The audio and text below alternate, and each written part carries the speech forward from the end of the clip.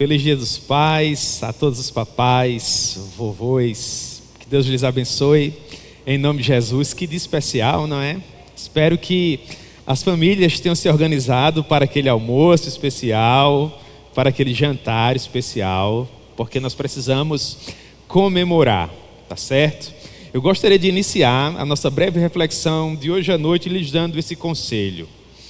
Se você tiver a oportunidade de celebrar a vida, de agradecer a Deus, celebre, comemore, não é errado, sobretudo não é pecado. Você precisa, na verdade, se alegrar. Nós temos uma vida permeada de tantas dificuldades, de tantas lutas. Não é algo de só menos importância comemorarmos mais um dia dos pais. Meus irmãos, um ano inteiro se passou. Quanta coisa não aconteceu. E a boa mão do Senhor nos conduziu seguros até aqui. E pela sua muita misericórdia nós estamos cercados de nossos familiares, dessas pessoas preciosas. Então não tem que ser algo assim tão elaborado. Se você puder ir para o melhor restaurante em Campina Grande, glória a Deus, e veja a possibilidade de me levar. Caso contrário, compra um bolinho simples, ou mesmo um café da manhã habitual com a família, o almoço, o jantar. Você pode tornar esse momento solene por meio de uma oração, de uma palavra de agradecimento. Pode ser o mesmo café que você toma diariamente, mas você pode: olha, papai, gostaria de ter preparado algo especial para o Senhor. Nós não tivemos condições para isso, mas vamos tornar esse café especial, porque é o seu dia, nós amamos o Senhor, é honra para nós tê-lo aqui conosco, não é? Que bênção, irmãos, que o Espírito Santo nos dê essa sensibilidade para nós não perdermos a oportunidade de celebrarmos a vida, de falarmos para as pessoas que são importantes para nós que nós as amamos, que elas são caras ao nosso coração. Se você puder presentear, presenteie. Se você puder abraçar, abrace. Se você puder dizer que ama, diga. Não perca a oportunidade. Em nome de Jesus, isso vai tornar a sua vida mais bela, mais plena, mais feliz, e você vai ser uma pessoa mais satisfeita. Em virtude disso, eu gostaria de compartilhar uma mensagem hoje à noite que trata a respeito dessa nossa sublime missão de sermos homens de Deus, maridos, sacerdotes e pais. É uma palavra, naturalmente, que tem muito a ver com aquilo que Deus espera de nós, homens, pais de família, mas é uma palavra que naturalmente também vai falar ao seu coração enquanto mulher, enquanto adolescente e jovem, porque os conselhos que eu me propus a compartilhar com vocês hoje à noite podem ser aplicados às vidas de vocês, considerando o momento que vocês estão vivendo. Então, por exemplo, eu vou falar um pouco a respeito daquilo que Deus espera de nós, homens, mas você pode fazer as aplicações voltadas para a figura feminina, ou para você como adolescente jovem que aspira a crescer e se casar um dia. Se há jovens aqui que estão namorando, por exemplo, meu irmão, é isso que, na minha maneira de ver, Deus espera de você no momento em que você se tornar marido. Você, por exemplo, é namorado ou noivo, você pretende se casar, vai se tornar marido um dia. Qual é a postura que Deus espera de você? Você, moça, por exemplo, que vai se casar um dia, o que você deve procurar no rapaz que um dia se tornará o seu marido?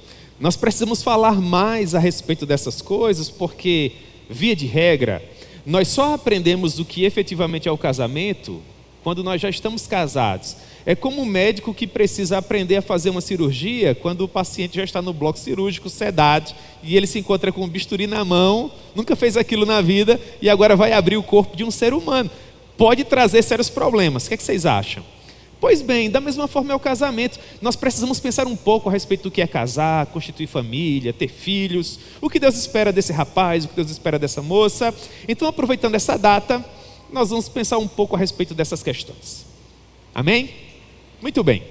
Então, por gentileza, abra sua Bíblia comigo na epístola que o apóstolo Paulo escreveu aos Efésios, no capítulo 5, e com a ajuda do Espírito Santo, nós leremos a partir do verso 25.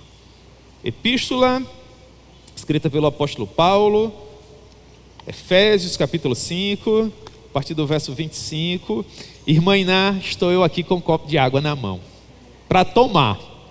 Não é para fazer nada, não vou colocar em cima do computador, absolutamente, é para tomar. Eu digo isso porque a irmã Iná é uma irmã muito querida, ela sofreu uma queda, se machucou, e ela não pode estar presente conosco aqui na igreja, mas todas as vezes que eu ocupo esse púlpito, ela diz que eu fico falando e eu não tomo água, isso prejudica a minha garganta, e eu passei o dia inteiro, irmã Iná, com dores na garganta. E agora lá vou eu falar mais alguns minutos, então eu vou tomar essa aguinha aqui para me ajudar, em nome de Jesus.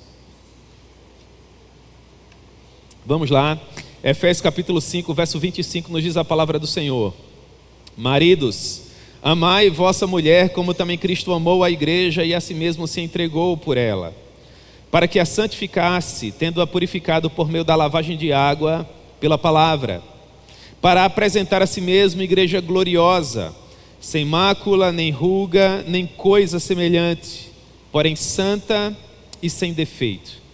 Assim também os maridos devem amar a sua mulher como ao próprio corpo. Quem ama a esposa, a si mesmo se ama. Porque ninguém jamais odiou a própria carne, antes a alimenta e dela cuida, como também Cristo o faz com a igreja. Porque somos membros do seu corpo. Eis porque deixará o homem ao seu pai e à sua mãe, e se unirá à sua mulher, e se tornarão os dois uma só carne. Grande é este mistério, mas eu me refiro a Cristo e à igreja. Não obstante, vós, cada um de per si, também ame a própria esposa como a si mesmo, e a esposa respeite ao seu marido. Que Deus possa propor a sua palavra ao nosso coração. Nós já recebemos uma palavra de oração do querido seminarista Leandro. Então vamos pensar, meus irmãos, alguns minutos nesse texto que é tão precioso. Pois bem, em um primeiro momento eu gostaria de pensar com vocês o sacerdote como um líder espiritual para a sua família. O que significa ser um sacerdote do seu lar? Ora, muito antes de nós falarmos a respeito da responsabilidade que temos de funcionar dentro do enlace matrimonial, eu gostaria de deixar bem claro para vocês que mesmo antes de nós pensarmos em namorar, noivar, casar, para depois termos filhos e então comemorarmos o Dia dos Pais e o Dia das Mães, em um primeiro momento, o que nós precisamos é contrair um relacionamento, não entre nós mesmos, mas com o nosso Senhor. Porque conforme nós temos estudado na escola bíblica dominical, e se você não tem vindo para a escola bíblica dominical, você tem desperdiçado muita alegria, mas muita alegria mesmo.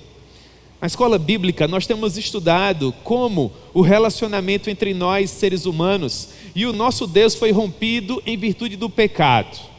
O abismo intransponível que o pecado colocou entre nós e o nosso Deus maravilhoso.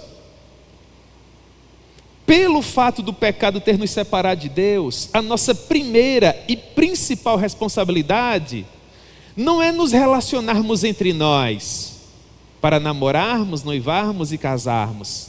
A nossa primeira e principal responsabilidade é nos relacionarmos com Deus. Porque se nós não nos relacionarmos primeiro com Deus, nós não teremos as ferramentas necessárias para nos relacionarmos com o nosso próximo.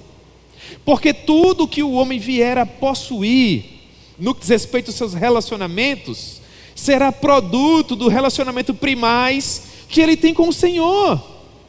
É por isso que quando você faz uma análise desse documento, Epístola do apóstolo Paulo aos Efésios, de pronto você percebe que mesmo antes de tratar sobre as responsabilidades da mulher enquanto auxiliadora idônea e do homem enquanto sacerdote do lar, Paulo primeiro fala da nossa necessidade de nos relacionarmos com o nosso Deus.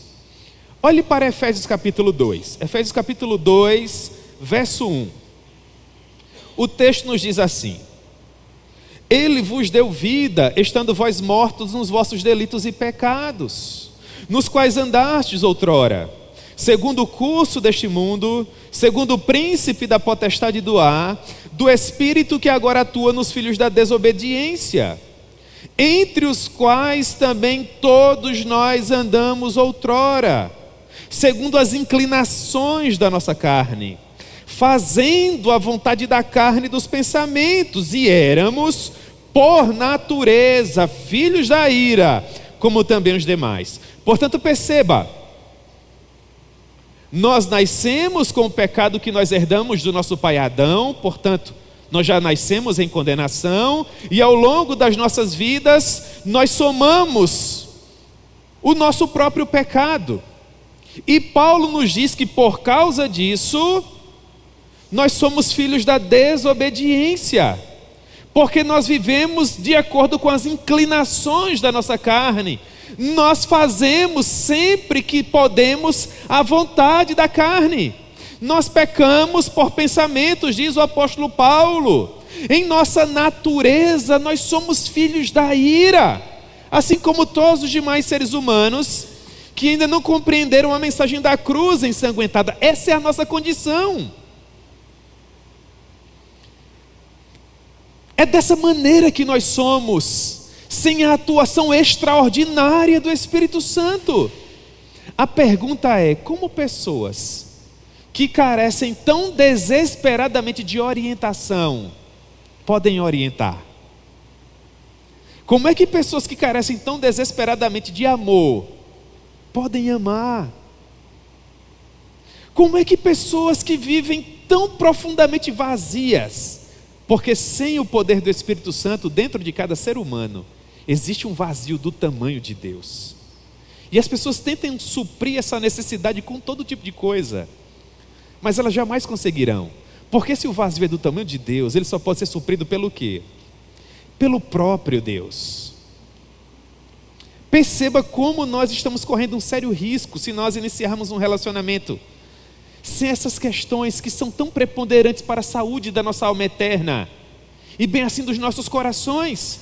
Mas há um antídoto para isso. Há um poder que supre essa sede de ser, esse vazio do nosso coração, a orientação para essas pessoas que estão perdidas. Há amor suficiente para essas pessoas que se sentem tão profundamente desamparadas. E o antídoto é esse, Paulo nos diz, verso 4: mas Deus, sendo rico em misericórdia, e por causa do grande amor com que nos amou, e estando nós mortos em nossos delitos e pecados, nos deu vida juntamente com Cristo. Pela graça sois salvos, e juntamente com Ele nos ressuscitou e nos fez assentar nos lugares celestiais em Cristo Jesus, para mostrar nos séculos vindouros a suprema riqueza da sua graça em bondade para conosco em Cristo Jesus.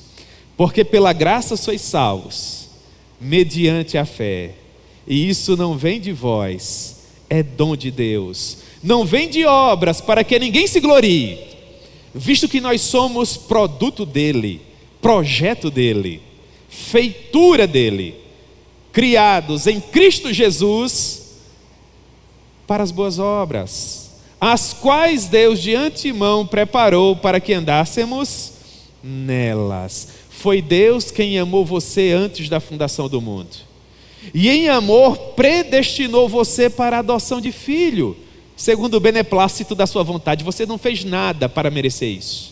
A salvação é unicamente pela graça, através da fé, de modo que apenas o Senhor Jesus pode retirar você do estado de morte em que você se encontra, morte em seus delitos e pecados,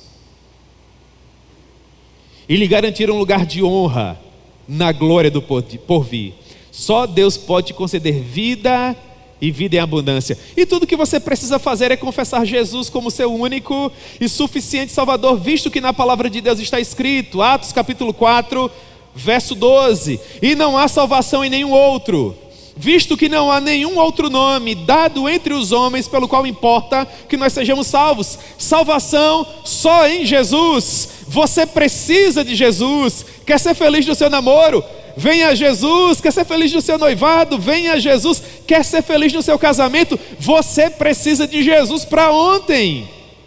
Dito de outra forma, para ser um bom pai, um bom marido e um bom sacerdote dentro do seu lar, Você não precisa da melhor casa de Campina Grande, ou de um veículo do ano, ou de bastante grana na sua conta. Você não precisa de reconhecimento humano. Você não precisa de absolutamente nada acerca dessas coisas. O que você precisa é do Senhor Jesus. Se você tiver Jesus, você tem tudo. Não tendo Jesus, ainda que você tenha tudo que eu mencionei aqui, você não terá absolutamente nada. Em outras palavras, você só pode ser um bom sacerdote no interior do seu lar se Deus lhe oferecer as ferramentas necessárias para isso.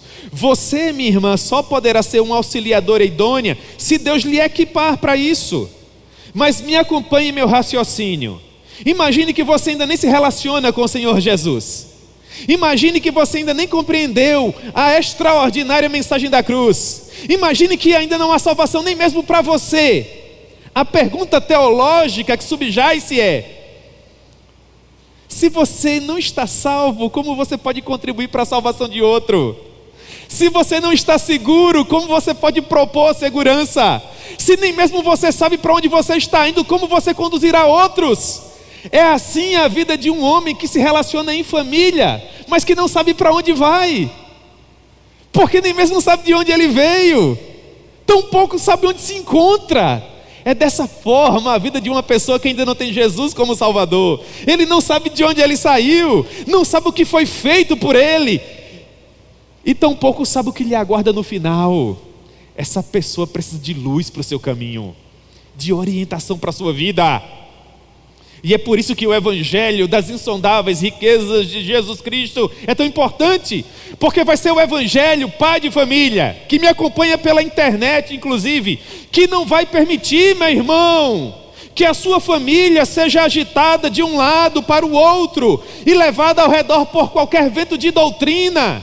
É o evangelho que não vai permitir que a sua família seja tragada pela artimanha dos homens, pela astúcia daqueles que conduzem ao erro, mas seguindo a verdade em amor, diz o apóstolo Paulo, por meio da graça, você vai crescer em tudo naquele que é o seu cabeça, o qual não é outro, senão Cristo Jesus.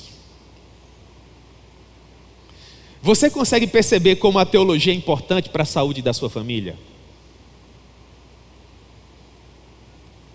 É por causa disso que, para funcionar bem como um sacerdote do seu lar, meu irmão, você precisa conhecer a palavra de Deus. Você precisa, assim como diz o apóstolo Paulo, 2 Timóteo capítulo 2, verso 15, você precisa apresentar-se a Deus aprovado, como obreiro que não tem do que se envergonhar, que maneja bem a palavra da verdade. Por que isso é importante? E perceba como tudo tem como fundamento o relacionamento que nós temos com o Senhor. Você primeiro encontrará salvação para a sua própria alma eterna, e depois você vai começar a caminhar com Cristo, para que você não seja tragado pelas artimanhas dos homens que induzem ao erro, que não querem a saúde da sua alma eterna, da sua família, da sua esposa, dos seus filhos. E para que isso aconteça, você precisa manusear com toda a perícia esse livro, que é regra de fé e prática para você. O instrumento de trabalho do sacerdote do lar não é outro senão a palavra de Deus. Mas se você, meu querido irmão, que de uma maneira tão gentil me acompanha nesse culto solene hoje à noite, não conhece bem esse documento sagrado, como você vai aconselhar os seus filhos? Com quais princípios você vai educá-los? Sob quais valores você vai conduzir a sua família? A sua função, meu irmão, não é apenas prover materialmente para a sua família o pão material feito de trigo de cada dia, mas a sua missão da mesma forma é prover espiritualmente para a sua família. Malaquias diz assim, capítulo 2, verso 7. Malaquias 2, 7. Porque os lábios do sacerdote devem guardar o conhecimento, e da sua boca devem os homens procurar instrução.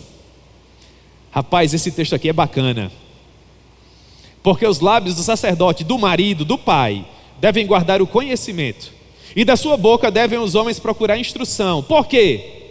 Porque ele é um mensageiro do Senhor dos exércitos. Você, meu querido irmão, é a pessoa que Deus colocou no interior da sua casa para proteger espiritualmente a sua família, para catequizar os seus filhos, para ajudar nas dúvidas teológicas da sua esposa.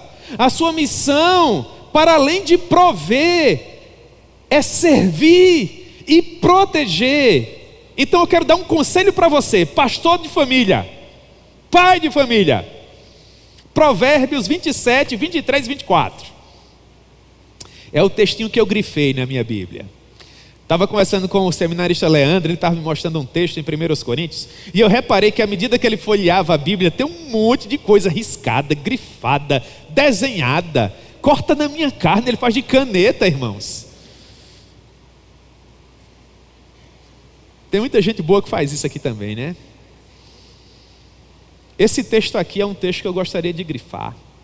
Se eu trabalhasse na Sociedade Bíblica do Brasil, vocês já sabem, né? Olha o que esse texto vai dizer. É um conselho para quem é papai hoje à noite aqui. Ele diz assim, Provérbios 27, 23. Procura conhecer o estado das tuas ovelhas. Eu quero aplicar para a tua realidade, papai. Procura conhecer o estado da tua família e cuida dos teus filhos, porque as riquezas não duram para sempre, e nem a fama, o luxo, a pompa, a coroa de geração em geração. Tenha cuidado para não substituir ter com ter por aquilo que é importante, que é ser com S. Em primeiro lugar, Deus nos chama para ser, para sermos dele, para sermos cidadãos dos céus, para estarmos com ele na glória. Isso é o principal. O que é acessório? Acessório é ter uma casa, é ter um carro, é ter uma aposentadoria, é viajar nas férias, é ter o que comer, é ter com o que se cobrir, é ter um teto para nos proteger do sol e da chuva. É importante? Ora, é para ontem. Mas o que é mais importante? É ganhar o mundo inteiro, sem contudo perdermos a nossa alma. Eu quero dar um conselho para você, pai de família, mas esse conselho também pode se adequar a você, mãe de família. Primeiro momento, olhe para o pastor. Sabe qual é? Volte para casa. Volte para casa. Eu sei que você entende o que eu estou querendo dizer aqui. Volte para casa. Volte para sua esposa. Volte para os seus filhos. Você, minha irmã, volte para casa. Volte para o seu marido. Volte para os seus filhos. Tenha um tempo de qualidade com eles. Você lembra o que eu falei no princípio da minha fala? Celebre a vida. Comemore. Aproveite esse tempo. Isso não tem a ver com grana. Isso não tem a ver com status, isso não tem a ver com o emprego que você tem, com o concurso no qual você foi aprovado, não tem a ver com quaisquer coisas materiais, humanas, tem a ver com sensibilidade espiritual, tem a ver com encontrar satisfação, tem a ver com aquele ato que é produto do Espírito Santo no momento em que ele faz você parar no corre-corre que é a nossa vida, para encontrar um lugar de paz ao lado das pessoas que você ama. E agradecer a Deus por quem você é e por tudo que Ele tem feito na sua vida.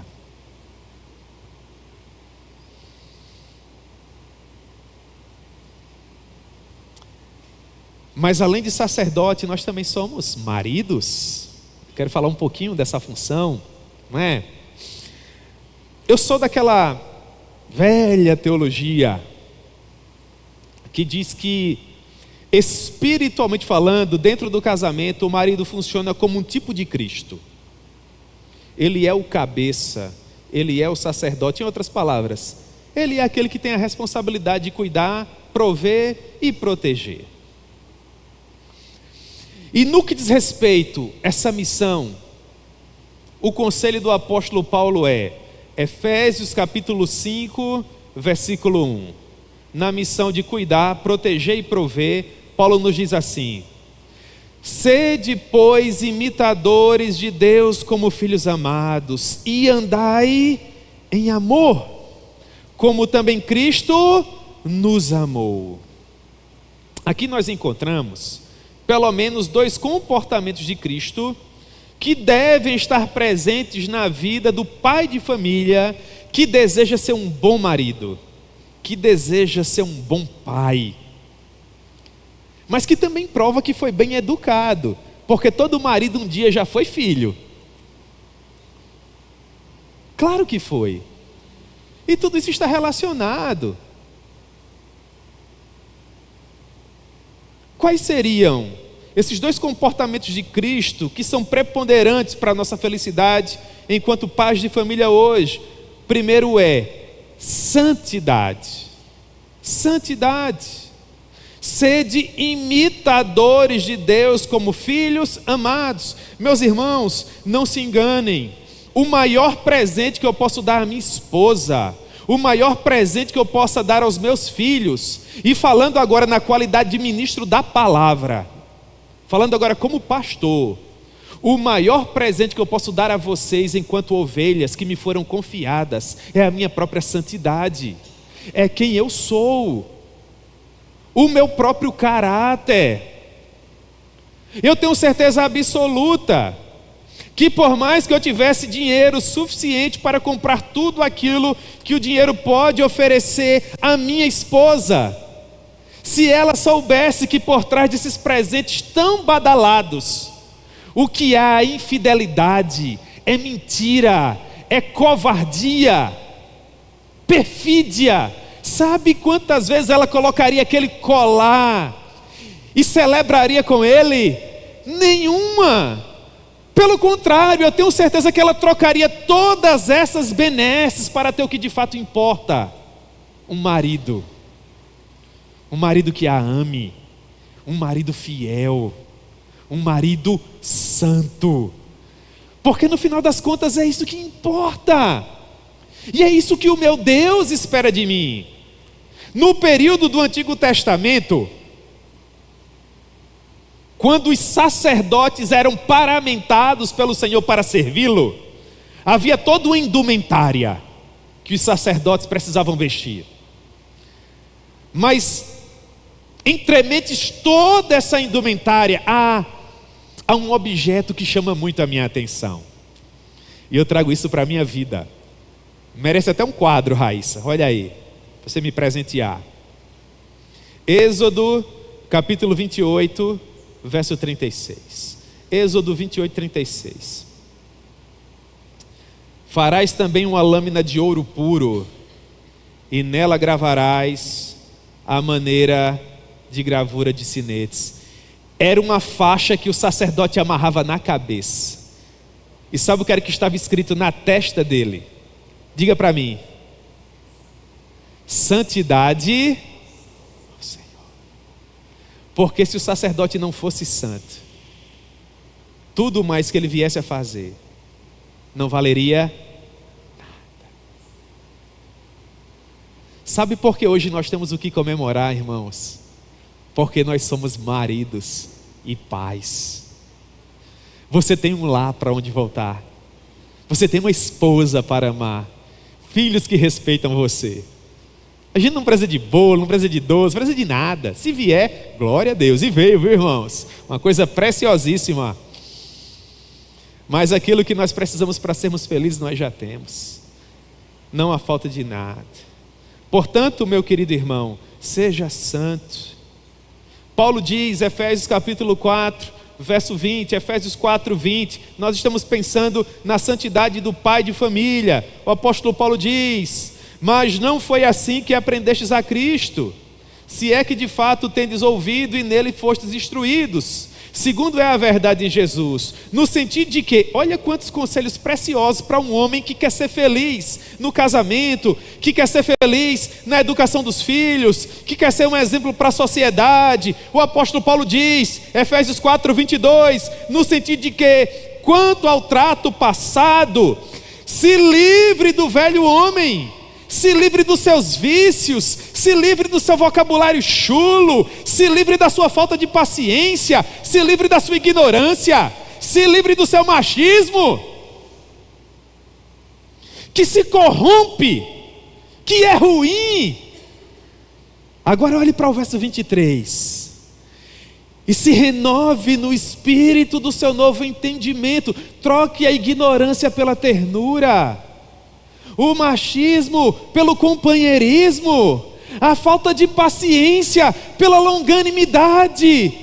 Isso vai causar uma grande festa no céu. Se revista do novo homem, criado segundo Deus em justiça e retidão, que são procedentes da verdade. Aleluia! Glória a Deus! Diga amém, meu irmão. Amém. A sua santidade é o maior bem que você vai deixar para os seus filhos, e o maior testemunho que você vai deixar para a sua esposa. Viva de tal forma que, se porventura você partir antes da sua esposa, e alguém um dia chegar para ela e falar assim: "Oh, saudade eu tenho do fulano, fulano era um homem de Deus", que ela possa dizer com alegria no coração: "É verdade, meu marido era um testemunho vivo de como Cristo tratava a igreja". Mas pelo amor de Deus, eu quero implorar algo a você: não viva de tal forma que, se um dia você partir, quem sabe, antes da sua esposa, e alguém chegar para ela e propor assim: "Ah, que saudade do seu marido, seu marido era um homem de Deus", aí a sua esposa vai falar assim: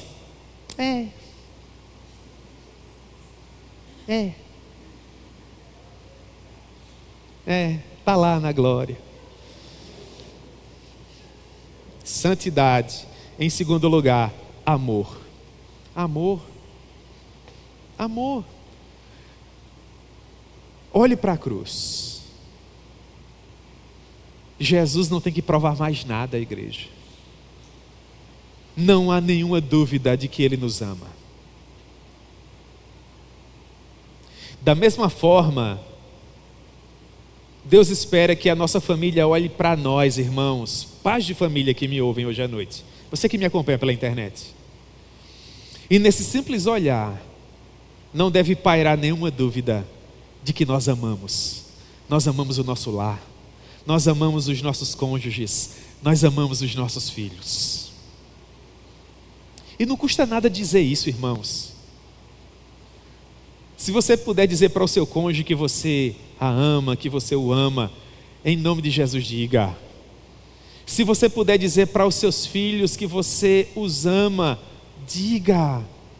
Gaste tempo com isso. Eis a ordem: marido, amem as vossas mulheres. Não de qualquer forma, mas como Cristo amou a igreja e a si mesmo se entregou por ela. Com quais objetivos? Para santificá-la, para guardá-la, para protegê-la, para mantê-la segura, para purificá-la, para torná-la mais bela, mais plena, mais feliz, mais realizada. Essa é a nossa missão, irmãos: promover a felicidade das pessoas que nós amamos, sobretudo dos nossos cônjuges. A nossa missão, segundo nos ensina o apóstolo Paulo, Efésios 5:27, é apresentar as nossas esposas no grande dia do nosso próprio julgamento como uma igreja gloriosa, sem mácula, nem mancha, ou ruga, ou coisa semelhante, porém santa e sem defeito. Eu creio que, assim como Deus vai cobrar de mim acerca da maneira pela qual eu cuidei espiritualmente de vocês, da mesma forma Ele também vai cobrar de mim acerca de como eu cuidei da esposa que Ele me confiou. porque eu dei a minha palavra a ele, que amaria a minha esposa durante todos os dias da minha vida, na saúde, na doença, na alegria ou na tristeza, na abundância ou na escassez, até que a morte viesse a nos separar. Eu dei a minha palavra. E com Deus, irmãos, não se brinca. O John Bunyan, certa vez, exortou os esposos a serem maridos tão crentes, a ponto de fazerem a esposa crente dizer: Deus não me deu apenas um marido, Deus me deu uma pregação diária de como Cristo trata a igreja. Em outras palavras, se a mamãe não está feliz, ninguém está. Você já percebeu isso? O papai não está feliz, a casa continua caminhando, glória a Deus. Vai ter café, vai ter almoço, vai ter jantar. A roupinha vai estar lavada, passada, cada coisa vai estar no seu devido lugar. A mamãe está chateada, a coisa desanda.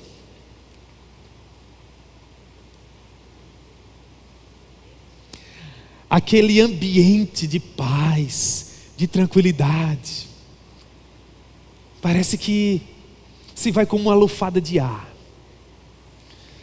Mas quando a mamãe está feliz, é como que se Deus, por meio da sua muita misericórdia, trouxesse a liga que nos une, o elo que nos faz permanecer unidos. Que sublime missão e que sublime responsabilidade é fazer uma esposa feliz para a glória de Deus. E que belo testemunho é aquele que diz que o papai ama a mamãe.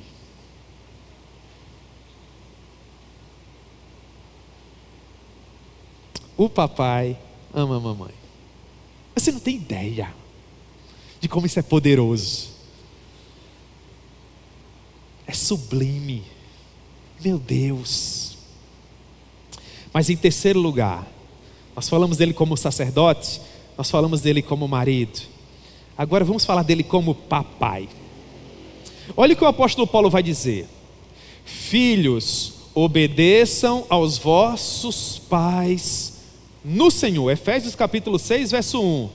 Porque isto é justo. Em outras palavras, o que é que o grande apóstolo está dizendo? Que é a obrigação dos filhos obedecer aos pais, não de qualquer forma, mas no Senhor. Perceba, Paulo está pressupondo que os pais estão no Senhor, para que os filhos possam obedecê-los por sua vez, da mesma forma, no Senhor. Obedecer aos pais é a maneira que Deus encontrou de permitir que os nossos filhos glorifiquem a Ele plenamente, enquanto eles estão sob a nossa responsabilidade. O que isso significa? Significa que, enquanto sob a nossa responsabilidade, os nossos filhos não são livres para fazer o que eles desejarem. Porque a gente diz assim para eles: enquanto você estiver sob a minha proteção, embaixo do meu teto, você tem que se comportar da maneira que eu quero. No dia que você for independente, aí você vai viver a sua vida. Não é assim? Pois bem, sob a nossa responsabilidade, estando norteados por nossas regras, os nossos filhos poderiam perder em oportunidade de glorificar a Deus, porque eles não são livres para fazer o que desejam, inclusive servir a Deus. Contudo, quando eles nos obedecem, diz o apóstolo Paulo, nesse momento Deus é plenamente glorificado. Em outras palavras, o seu filho de 13, 14 anos glorifica a Deus quando vai para um avanço missionário, por exemplo. Mas caso você não permita que ele vá, por quaisquer motivos, quando ele te obedece em casa, ele glorifica a Deus da mesma forma. E mais, ele não tem que receber um tapinha nas costas porque obedece. Porque obedecer é obrigação dele. Nesse sentido, eu quero dizer algo que num primeiro momento é chocante, mas teologicamente é plausível, é viável. Deus não lhe chamou para ser amigo do seu filho. Deus lhe chamou para ser o pai dele. também serve para você, mamãe. Deus não lhe chamou para ser amiga do seu filho ou da sua filha. Deus lhe chamou para ser mãe. E a mãe ora agrada, ora desagrada. O pai ora agrada, ora desagrada. E o filho, quando for desagradado, vai ficar com raiva. E eu quero dizer uma coisa muito solene e muito carinhosa. Se porventura você tomar uma decisão para o bem do seu filho e para a glória de Deus, e ele ficar chateado, ficar com raiva, problema dele. Vai fazer o almoço, minha irmã. Vai preparar o jantar do mesmo jeito. Sabe por quê? Já dizia a filósofa Raíssa: raiva dá e paz.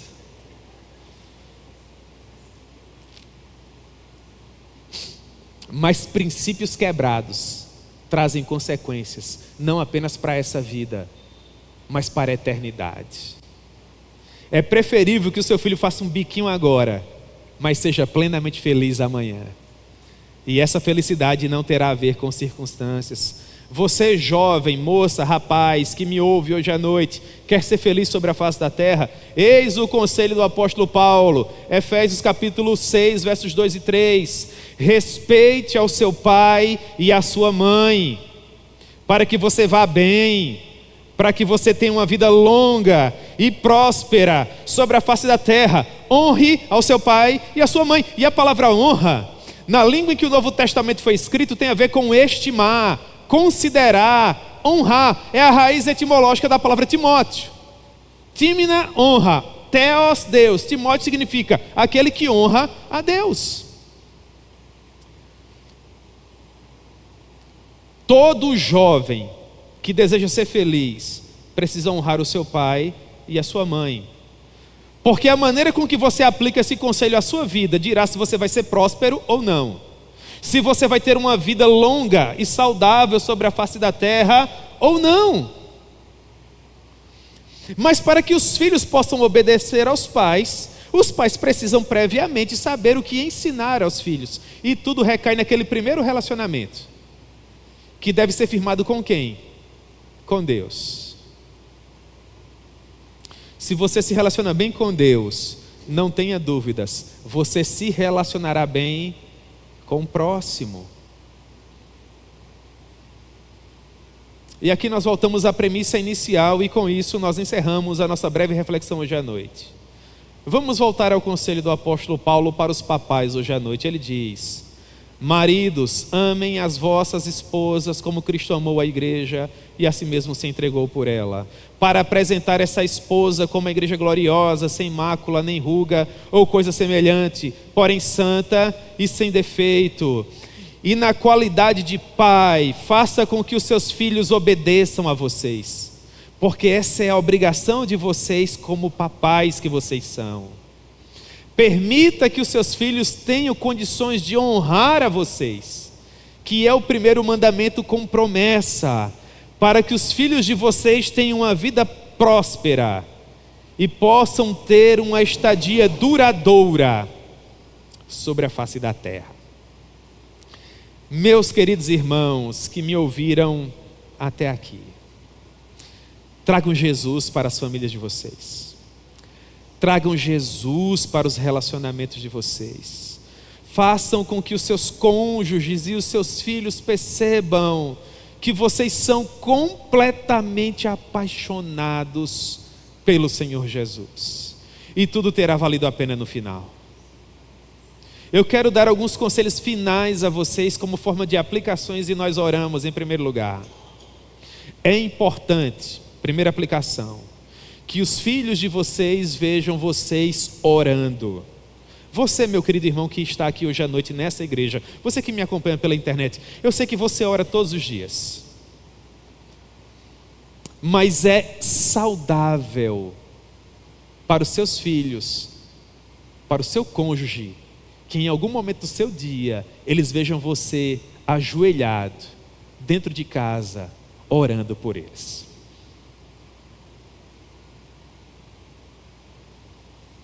Em segundo lugar, é saudável que a sua família veja você lendo a Bíblia.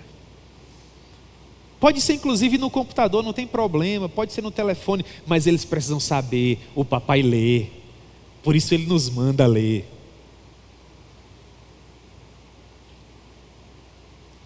Vem para a igreja, meu irmão, vem servir a Jesus, permita que os teus filhos vejam os teus dons e os teus talentos em ação, seja um referencial para eles, chame os seus filhos,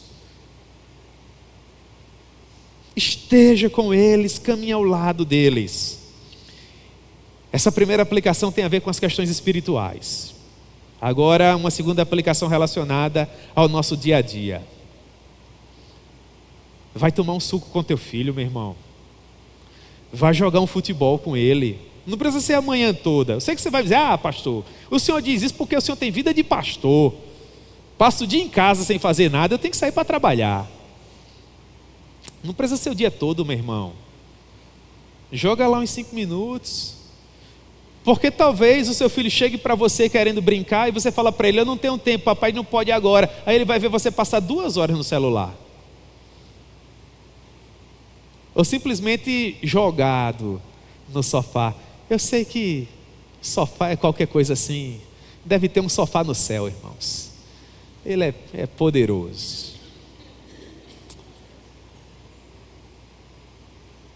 Vai andar de bicicleta com teu filho, meu irmão. Você está de folga em casa, você vai ver uma pelada, leva o teu filho, compra um picolé para ele, pergunta a opinião dele, deixa o teu filho falar. Você escuta tanta bobeira dos teus amigos. A gente às vezes se senta numa esquina, num local, não tem problema nenhum, vai conversar com a rapaziada, só sai bobagem. E você às vezes não quer parar para ouvir o seu filho falar 15 minutos, deixa o teu filho falar, deixa ele abrir o teu coração, deixa a tua filha falar, coloca aí na tua agenda, dia do papai e da filhinha, vai tomar um sorvete com ela, vai procurar saber qual a cor favorita dela, a cor favorita dele, vai procurar saber aquilo que o teu filho está pensando, quais são os planos dele. Se ele estiver na fase de dizer que vai ser caminhoneiro, deixa ele ser, você queria ser caminhoneiro também. Se ele estiver na fase de ser jogador de futebol, deixa ele ser. Tem cara com 40 anos que quer ser jogador até agora, deixa o teu filho com 6 anos querer ser também, não é? Quer ser o quê? Astronauta, médico, sei lá, deixa ele sonhar.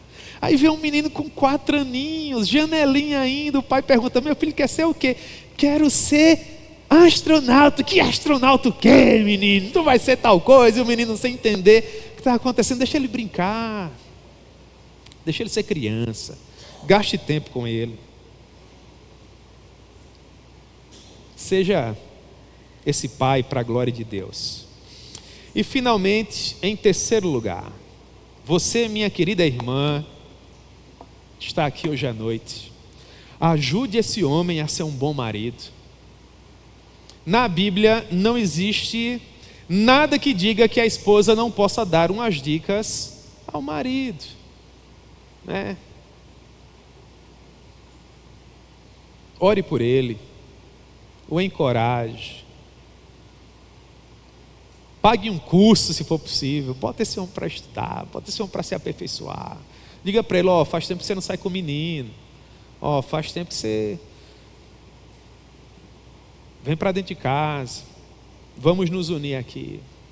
Meus irmãos, eu sei que com relação a essas questões eu sou muito romântico, mas na minha humilde maneira de ver, no final das contas vai ser isso que fará toda a diferença. Quando você pegar aquelas fotos antigas, esses momentos farão toda a diferença. Você pouco se lembrará dos bens materiais que você tinha nesse ou naquele ano, mas quando você olhar para aquela foto daquelas crianças, daqueles adolescentes e jovens, vai ser os momentos que você viveu com eles, que de fato vão alegrar o seu coração. Então volte para casa, volte para o seu cônjuge, volte para os seus filhos e comemore bem esse dia com toda a força do seu coração. Amém?